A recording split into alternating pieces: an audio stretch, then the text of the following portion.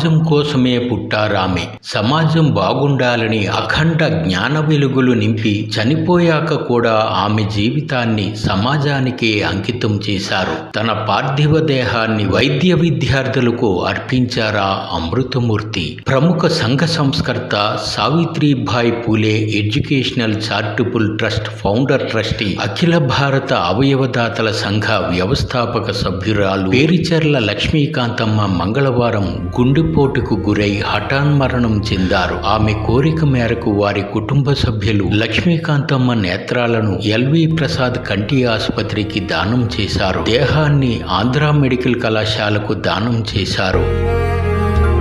లక్ష్మీకాంతమ్మ లేరన్న వార్తతో సామాజిక ఉద్యమకారులు, సంఘ సంస్కర్తలు తీవ్ర దిగ్భ్రాంతికి గురయ్యారు. బాధాతప్త హృదయాలతో జోహార్లర్పించారు. అఖిల భారత అవయవదాతల సంఘ వ్యవస్థాపక చైర్మన్ డాక్టర్ గూడూరు సీతామహాలక్ష్మి తీవ్ర ఆవేదన చెందారు. సింహాచలం అడవివరం ప్రాంతానికి చెందిన పేరిచెర్ల లక్ష్మీకాంతమ్మ గొప్ప స్ఫూర్తిదాత, కవయిత్రిగా, హేతువాదిగా, సామాజిక సేవా తత్పరురాలిగా గొప్ప పేరు పొందారు. గూడూరు సీతామహాలక్ష్మి స్థాపించిన అఖిల భారత అవయవదాతల సంఘానికి ఆమె గొప్ప పునాదిరాయి. ప్రముఖ హేతువాది, తెలుగు పండితుడు పేరిచెర్ల సుబ్బరాజు జీవిత భాగస్వామి ఆమె. శరీర అవయవదాన ఉద్యమ నిర్మాతల్లో ఈ దంపతులు అగ్రగణ్యులు. సుబ్బరాజు 2018లో టీచర్స్ డే నాడు మరణించారు.